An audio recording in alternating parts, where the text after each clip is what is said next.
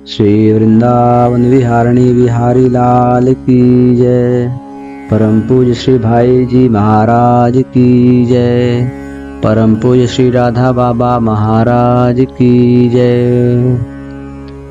परम पूज्य श्री राधा बाबा ने श्री राधा रानी श्री ठाकुर जी के विभिन्न लीलाओं की जो अनुभूतियां हुई उन्हें श्री भाई जी को लिख करके दी। उन्हीं अनुभूतियों का कुछ संकलन जो उपलब्ध हो पाया है उन्हीं में से कुछ को यहाँ पे प्रस्तुत करने का प्रयास किया जा रहा है। आशा है सुधीर श्रोताओं को, साधकों को इससे लाभ होगा। प्रथम अनुभूति इस प्रकार से है। बाबा लिखते हैं, राधेश। गीता तत्वांक निकलने के बाद की बातें लिख रहा हूँ। आप पर विश्वास तो बहुत था, पर डर यह था कि आपको सुनाकर कहूँगा तो आप कह दीजिएगा कि तुम्हारे अंदर काम विकार होते हैं, इसलिए तुम अधिकारी नहीं हो। पर सोचता था मेरे इस काम विकार का स्वरूप कैसे समझाऊं। स्त्री मेरी भोग्य वस्तु है, यह भाव न तब था और न अब है, पर अब भी मेरे मन की दशा विचित्र है। मैं सुंदरी स्त्री को देखता हूँ तो बराबर नहीं, कभी कभी मन में यह आता है, देखो यह सुंदर है। भगवान ने इसे देहाध्यास भी ऐसा ही दिया है कि अपने वास्तविक स्वरूप के अनुरूप यह अपने को देह समझती है। राधा रानी का अंश होकर भी मैं तो पुरुष देह में हूँ, देहाध्यास भी है, पुरुष का है, मैं अभागा हूँ। फिर सोचता हूँ यह तो पार्थिव शरीर है, गंदा है। राधा रानी में तो देह देही का भेद नहीं है, यह तो पार्थिव सौंदर्य ही वस्तुतः है नहीं, शरीर तो यहीं रहता है। राधा रानी का अंश जब तक रहता है तभी तक सुंदर है, तो सुंदर अंश है, यह शरीर नहीं। इस प्रकार घृणा और आकर्षण के भाव न जाने कितने रूपों में, कितने प्रकार से अब भी जब वृत्ति बहिर्मुखी रहती है तब कभी कभी आते हैं। साथ ही यह बात स्फुरित होती है, मैं स्त्री होती। अस्तु मन के इस स्टैंडर्ड को लेकर एकाकी उस समय भी बढ़ रहा था। वैराग्य राग का स्वरूप ही कुछ और ही मेरे लिए था। अवश्य ही प्रारंभ में तथा अब भी यही धुंधली चाह मेरे मन में काम कर रही है कि प्रेम अर्थात श्री कृष्ण के सुख में सुखी हो जाना मेरे जीवन में उतर जाए। इसी इच्छा से प्रेरित होकर चाहे मन का धोखा भी इसमें सम्मिलित हो, अब तक की चेष्टाएं लगन बेलगन से होती गई हैं। कह ही चुका हूँ कि गौड़ीय साहित्य का मेरे ऊपर बहुत असर हुआ, क्योंकि मेरे मन के भावों का जो अपने आप उदय हुए थे समर्थक था। पढ़ते पढ़ते सेवा का भाव प्रबल होता गया। पहले स्त्री रूप में कुछ अपने सुख की वासना छिपी रहती थी, वह शिथिल हो गई। फिर मन में आया गुरु बनाओ। किसे गुरु बनाऊं, यह प्रश्न उपस्थित हुआ। बहुत नहीं सोचा, थोड़ा सोचकर मानसिक जगत में बिना किसी विधि विधान के श्री रूप मंजरी देवी को गुरु रूप में स्वीकार कर लिया। नाम जप तो करता ही था, पर यह कहना भूल गया कि सर्वथा प्रारंभ से लेकर अब तक जो हुआ है, हो रहा है, किया है, कर रहा हूँ, इन सब के होते समय, करते समय मेरे मन की कैसी दशा है, इसे ठीक ठीक समझा नहीं जा सकता, इसे ठीक ठीक नहीं समझ सकता। कभी उत्कट व्याकुलता, कभी ये बातें हो गई हैं, पर अधिकांश क्या प्रायः सब में चाहे कृत्रिम भाव ही हो, कैसे श्री कृष्ण का हो जाऊं, यह वासना कर रही है। अतः नाम जप करते हुए अष्टकालीन लीला अथवा किसी प्रकार की लीला का कोर्स बनाकर सेवा करने का विचार उत्पन्न हुआ। साथ ही पुरुषोत्तम तत्व लेख नित्य कर्म में शामिल हो गया था। रोज पढ़ता था, अब भी रोज पढ़ता हूँ और यही सोचता था और सोचता हूँ कि मैं तो राधा रानी का एक अंश हूँ, एक क्षुद्रतम अंश हूँ। चाहे मेरा स्थान कुछ भी क्यों न हो, हूँ तो उसी धातु का। यह विचार व्याकुल करने लगा। लीला का कोर्स कहाँ पाऊं, किससे पूछूं, कौन मुझे बताएगा, कौन मेरी मानसिक अवस्था को समझेगा। कोई मेरा पतन होने का अनुमान करेंगे, कोई हंसेंगे। आपसे संकोच था, पैसे थे नहीं कि सब गौड़ीय साहित्य मंगा कर देखूं। उसमें आशा थी कि लीला का कोर्स प्राप्त होगा। एक दिन दोपहर में आपके पास बैठा था, फिर उठकर चला आया। गोरखपुर की बात है। आपने मुझे बुलाया और पद्म पुराण की बातें सुनाई। मुझे बुलाकर सुनाया और कहा कि देखिए, आपको कुछ बातें सुनाता हूँ। थोड़ा सुनाकर आपने कहा, इसे आप पढ़ जाइए। मैं कुटिया पर या आपके पास ही पढ़ने लग गया। उसमें से 3 अध्याय ऐसे मिले जो मेरे जीवन के प्राण स्वरूप हो गए। उसी में एक अष्टकालीन लीला का एक कोर्स अत्यंत सुंदर प्राप्त हुआ। उसमें शंकर भगवान ने कहा, जैसे प्रकट लीला में वृंदावन में विहार करते हैं, वैसे ही नित्य करते हैं। उनकी लीला नित्य लीला चलती रहती है। यह श्लोक मुझे अत्यधिक प्यारा लगा। सोचने लगा, आज भी, इस क्षण भी, इस समय भी वे लीला कर रहे हैं। मैं उन्हें देख नहीं रही हूँ। क्रिया का स्त्रीलिंग व्यवहार इसलिए कहीं कहीं हुआ है कि मानसिक जगत में मेरी प्रार्थना आदि सब कुछ इसी रूप में होती है। जय हो प्रभु। बार बार यह श्लोक मन में आता और अब भी आता है। यथा प्रकट लीलायां पुराणेषु प्रकीर्तिताः तथा ते नित्य लीलायां सन्ति वृंदावने भुवि। सोचता त्रिकालज्ञ सर्वथा सत्यवादी ऋषियों के वचन है। नित्य लीलायाम और संति ऐसा प्रयोग है। शंकर के वचन है, नारद जी सुनने वाले हैं। तो आज भी इसी रूप में, इसी प्रकार वे हैं, नित्य हैं, रहेंगे। इसको नारद जी ने वृंदा देवी के पास जाकर पूछा है। वृंदा ने लीला का कोर्स बतलाया है। भगवान शंकर ने उससे यह भी कहा है कि अपने को स्त्री के रूप में भावना करके तब इस लीला के द्वारा सेवा करनी चाहिए। यह मेरे भावों का समर्थक ही था। अतः साधना धीरे धीरे चल पड़ी। जल्दी जल्दी, धीरे धीरे, कभी कैसे उसी के आधार पर मानसिक सेवा शुरू हुई। जीवन में सफलता की आशा से आनंदित हो उठा। हरे राम जप और मन के द्वारा सब काम करते हुए भी मानसिक सेवा चल पड़ी, चलती गई। वृंदावन के प्रति आकर्षण बढ़ता ही गया, पर साथ ही आपके प्रति।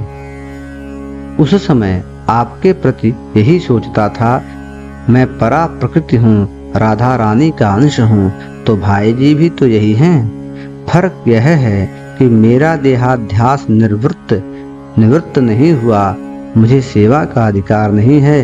भाई जी इस देह से ऊपर उठ चुके हैं, सेवा पाकर कृतार्थ हो चुके हैं। अस्तु गोरखपुर से दादरी आए। वहां साधना ज्यों की त्यों थी, पर हठात एक बांकुड़ा से यह चौपाई याद आती रहती थी। एक धर्म एक व्रत नेमा, काय बचन मन पति पद प्रेमा। सोचता सेवा के योग्य शरीर तो है नहीं, मन है, वाणी है। मन से तो यथाशक्ति चेष्टा करता हूँ, पर वाणी से क्या सेवा करूँ, कैसे वचन सुनकर श्री कृष्ण प्रसन्न होंगे। हठात यह विचार आया कि श्री कृष्ण को तो राधा रानी सबसे अधिक प्यारी हैं, फिर उनका नाम उन्हें जरूर प्रिय होगा। इस प्रकार का स्पष्ट तो नहीं, कुछ ऐसे ही समर्थक भाव ब्रह्मवैवर्त के कई श्लोकों में प्राप्त हुए थे। अतः हठात वह विचार इतना प्रबल हो गया कि 3 लाख नाम का नियम छूट गया, जबरदस्ती से छूट गया। आपकी सलाह की परवाह न करके राधे राधे कृष्ण कहने लगा, फिर पीछे आपको कह दिया था। राधा सुधानिधि ग्रंथ में एक अपूर्व श्लोक प्राप्त हुआ, जिससे यह विश्वास बढ़ा कि राधा नाम श्री कृष्ण को बहुत प्यारा है। अतः राधे कृष्ण जप और मानसिक अष्टकालीन सेवा चली। रतनगढ़ का जीवन प्रारंभ हुआ। हठात एक पुस्तक में यह श्लोक मिला कि जो रा शब्द कहता है उसे तो मैं अपनी उत्तमा भक्ति देता हूँ, और धा उच्चारण करते ही मैं सुनने के लोभ से उसके पीछे पीछे चलता हूँ। यह स्वयं श्री कृष्ण के वचन हैं और राधा रानी के प्रति। श्लोक ब्रह्मवैवर्त का है। पहले तो बहुत ढूंढने पर भी यह नहीं मिला, पर एक विलक्षण ढंग से एक दिन मुझे मिल गया।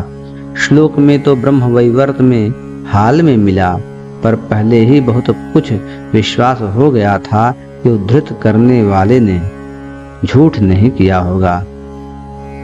दिल्ली में महानंद की स्त्री के इलाज के समय मथुरा प्रसाद जी के घर पर श्रेय में यह श्लोक उद्धृत देखकर बहुत विश्वास हुआ। अवश्य ही ये श्री कृष्ण के वचन हैं। फिर तो यह राधा नाम साध्य और साधन हो गया। रा कहते कहते मुझे उत्तमा भक्ति प्राप्त हो जाएगी, और धा अर्थात राधा से श्री कृष्ण के श्रवणेन्द्रिय की तृप्ति होती है। इतनी तृप्ति होती है कि राधा कहने वाले के पीछे पीछे चलते हैं। इतनी तृप्ति उन्हें किसी कार्य से नहीं होती, क्योंकि पीछे पीछे चलने का एक उल्लेख केवल भागवत में प्राप्त होता है, पर वह मर्यादा का है। यहाँ तो उससे ऊंची चीज है। इस प्रकार के भाव जाकर अनेकों विचार तरंग उठकर राधा नाम लेने की प्रवृत्ति बढ़ती ही चली गई। पर सोचता था, मेरी राधा रानी तो कृष्ण नाम से प्रसन्न होंगी, अतएव राधे कृष्ण यह नाम जीवन की प्रिय वस्तु हो गई। यह भाव कभी कभी इतना बढ़ जाता है कि गोरखपुर में इस बार विचार आया कि गोपी देह से सेवा करने वाली बहुत सी सखियां हैं। मैं स्त्री शरीर गोपी देह की कामना करके तो आत्मेंद्रिय प्रीति की इच्छा ही करता हूँ। अतः अच्छा हो दिव्य श्री वृंदावन धाम में तोता बन जाऊं और निरंतर राधे कृष्ण कहकर उड़कर प्रिया प्रियतम को सुख पहुंचाऊं। फिर सोचा, तोता पुरुष है, मैं तो सारी होऊंगी। कुछ दिन तक यह भाव इतना प्रबल रहा कि मन में आता है कि सारी देखने में कैसी होती है। अपने भावी शरीर को देख तो लूं। मैंने मैना नहीं देखी है। सोचा है अंग्रेजी डिक्शनरी में चित्र मिल सकता है, पर मैना का अंग्रेजी नहीं जानता था। गोस्वामी जी से, माधव जी से पूछा, वे लोग भी नहीं बता सके। इच्छा हुई आपको मैना मंगाने के लिए कहूँ, उसे देखूंगा। फिर आया, श्री कृष्ण जब चाहेंगे तब दिखा देंगे, कुछ भी नहीं कहूँगा। आगे चलकर यह भाव ठंडा पड़ गया और इस रूप में हो गया, उनकी इच्छा पर छोड़ दूं। वे जैसी सेवा चाहें, जैसे शरीर से चाहें वही शरीर दें। उनके सुख के लिए सेवा है, सेवा करनी है, अस्तु। इस प्रकार राधे कृष्ण नाम और सेवा चलती रही। मौन लेने के पूर्व कई कारणों से यह डर लगने लगा कि कहीं मेरा पतन न हो जाए। पर क्या करूं, किसका आश्रय लूं, मेरा कौन है? ये बातें, ये विचार तभी उठते थे जबकि वृत्तियां बहिर्मुखी होकर मानसिक सेवा के जगत से नीचे अधिक देर तक रह जाती थीं। फिर नाम चिंतामणि कृष्ण यह श्लोक ध्यान में आया और भावों के प्रवाह आ गए। सोचा, कृष्ण नाम चैतन्य है, इस रूप में श्री कृष्ण है मेरे पास, फिर भय किस बात का? और न भक्तः प्रणश्यति, यह वचन झूठा नहीं है। राधा उच्चारण के नाते उनका भक्त भी हूं। तो यह भी आया, दादरी में भी आता था और अब भी किसी रूप में आता है कि गिर ही जाऊंगा तो क्या होगा। उनकी इच्छा यही है तो हो, अनंत जन्म बीते और भी अनंत बीते। पर गिरने से डर मालूम पड़ता था। यह भाव उस समय कुछ कमजोर हो जाता था। गिरने की इच्छा नहीं होती थी। अब गिरने का वह भय तो मालूम नहीं पड़ता, पर हृदय को एक ठेस सी लगती है। यदि गिर जाऊंगा तो मुझे वह सेवा नहीं मिलेगी। पर इधर यह भाव बहुत अधिक तेजी से, बहुत जोर से दृढ़ होता जा रहा है कि जो कुछ भी होता है श्री कृष्ण ही करते हैं, उनकी इच्छा पूर्ण हो। न मैं देह हूँ न नाम हूँ, मैं तो उनकी प्रिय से प्रिय वस्तु हूँ। यदि नारकीय देह देकर वे सुख पाएं तो क्या हर्ष है। प्रार्थना भी कभी कभी होने लगती है, ले चलो नाथ, जहाँ इच्छा हो, नरक में इच्छा हो नरक में ले चलो। यमदूत के रूप में तुम मेरे शरीर को चीर फाड़ कर खाना चाहो, खाओ। अरे यह फाड़ी जाने वाली देह भी तुम ही तो बनोगे। वर्तमान के विचार के संबंध में आगे लिखूंगा। अब मौन के पास लौट आता हूँ। ठीक याद नहीं, कई प्रकार के विचार करके यह तय किया कि अब राधे कृष्ण यही बोलना है और कुछ नहीं। अतः 1.5 साल से राधे कृष्ण जप और कीर्तन तथा पूर्ववत मानसिक सेवा चल रही है। अब तात्विक विचार के संबंध में भी कुछ लिखना जरूरी समझकर लिख रहा हूँ। श्री कृष्ण के वचन कहीं भी किसी शास्त्र में हों, वे बड़े प्यारे लगते हैं और मेरा जगत में सबसे अधिक विश्वास आपकी बातों पर होता। आपकी बात सबसे अधिक खींचती है। यह प्रश्न उठता ही रहता है, मैं कौन हूँ। विचार उठने लगते हैं और सोचता हूँ, चक्रधर और इस नाम से अभिहित शरीर तो मैं हूँ नहीं।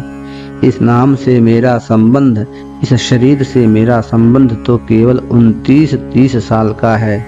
फिर मैं कौन हूँ। मन से उत्तर मिलता है, भाई जी ने कहा है, उनसे बड़ा विश्वास पात्र और कौन है। मैं राधा रानी का अंश हूँ। फिर इस शरीर में क्यों हूँ। यह अभ्यास क्यों है, यह ममता क्यों है। कभी मन में आता है कि इस शरीर को भूल जाऊं। जैसे पूर्व के शरीरों को भूल गया, वैसे ही जीते हुए ही इस शरीर को भूल जाऊं और राधा रानी के चरणों में जैसे मानसिक जगत में हूँ उसमें स्थित हो जाऊं। शरीर छूट जाएगा, मुझे पता नहीं चलेगा। मैं तो कभी अंत न होने वाले देश में रहूंगा। उस सौभाग्य का कभी अंत न होगा। वह दिव्य राज्य रहेगा। राधा रानी के चरणों में रहकर अनंत काल के लिए सेवा करती रह जाऊंगी।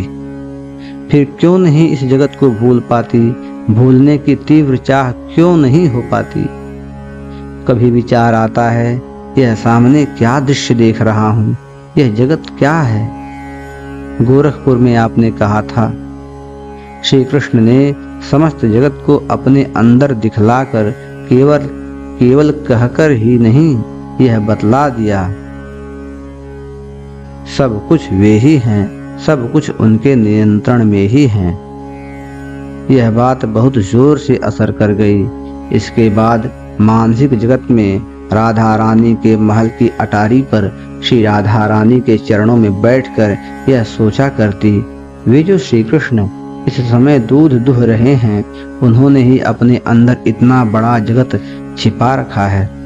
संध्या के समय राधा रानी अपने महल की अटारी पर चढ़कर गोष्ठ से लौटकर आए हुए श्री कृष्ण की शोभा निहारती हैं।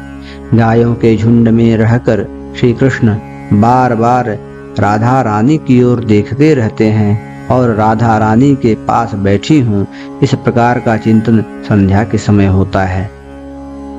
उस समय यह विचार कई बार उठता है, मेरे हृदय धन, तुमने इतनी लीला रच रखी है।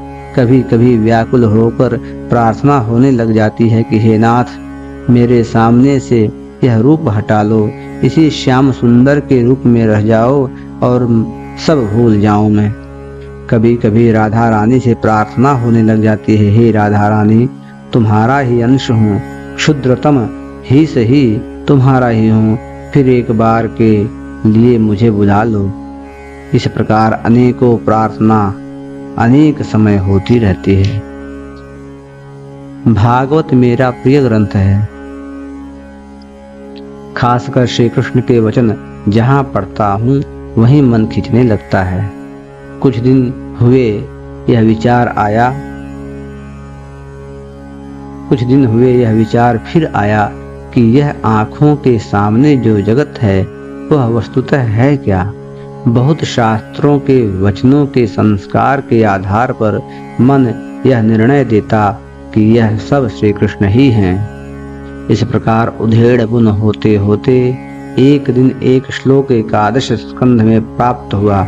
मनसा वचसा, मन से, वचन से, दृष्टि से तथा अन्य इंद्रियों से जो ग्रहण होता है वह सब मैं ही हूँ, मेरे सिवा कुछ है ही नहीं, ऐसा जानो। यह श्री कृष्ण का हंस रूप से सनकादिकों के प्रति उपदेश है। इस श्लोक ने मुझे बहुत अधिक आकर्षित किया। फिर तो बार बार यही सोचता था कि वे ही श्री कृष्ण जो मानसिक जगत में हैं, इतने रूप में दिख रहे हैं, पर राधा रानी कहाँ है। जहाँ श्री कृष्ण हैं वहाँ तो राधा रानी है ही, क्योंकि राधा रानी श्री कृष्ण की आत्मा है।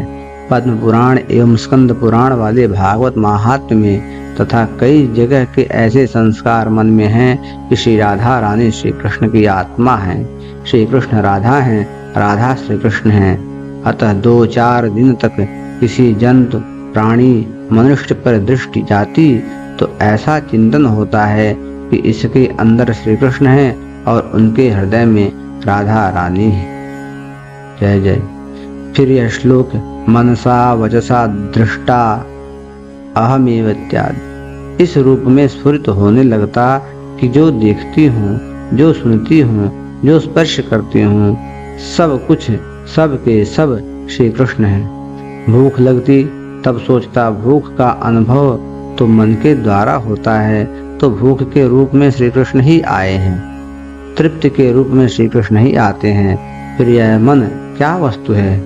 गीता का इंद्रियाणाम मनश्चास्मि यह श्लोक ध्यान में आया तो फिर मन भी श्री कृष्ण है, तो यह कभी मलिन क्यों दिखता है। इसमें पहले गंदी स्फुरणाएं विषयासक्ति क्यों है। भाव बढ़ जाने पर प्रार्थना कहने लगती, मन के रूप में भी तुम ही हो नाथ, हे मेरे स्वामिन, इस गंदे रूप में क्यों आते हो। मेरे सामने उसी श्याम सुंदर रूप में परिणत हो जाओ। तुम्हारा यह विभत्स रूप मुझे अच्छा नहीं लगता। फिर विचार आता है, पतिव्रता किसी को प्यार नहीं करती, पति को प्यार करती है। हे नाथ, इस रूप में हो, उसी रूप में रहो। मैं जानती हूँ मैं अबला हूँ, मेरे पर कृपा करो।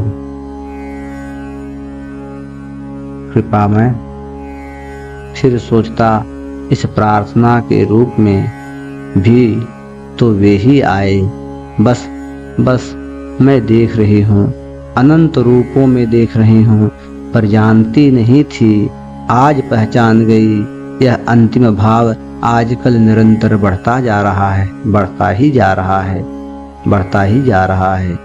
जब सेवा के समय मानसिक जगत में अपने को चिंतन करता हूँ, उस समय यह कभी कभी विचार होता है कि जिस गोपी देह से मैं सेवा कर रही हूँ, उस देह के दृश्य का भी अनुभव तो मन से हो रहा है, मुझे हो रहा है, तो मन से अनुभूत चीज तो श्री कृष्ण ही हैं। तो क्या होगा।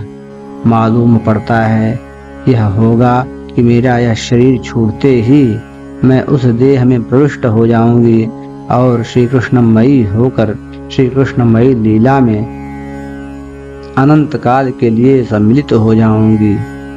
यही परम तत्व है। बस मन की जहाँ तक पहुँच है वही चरम तत्व है। फिर विचार होता है कि उस मानसिक जगत से लौटकर इस सामने के जगत में क्यों आ जाती हूँ। आज के प्रकरण में बस इतना ही। इसका शेष भाग अगले प्रकरण के रूप में अगले एपिसोड में प्रस्तुत होगा।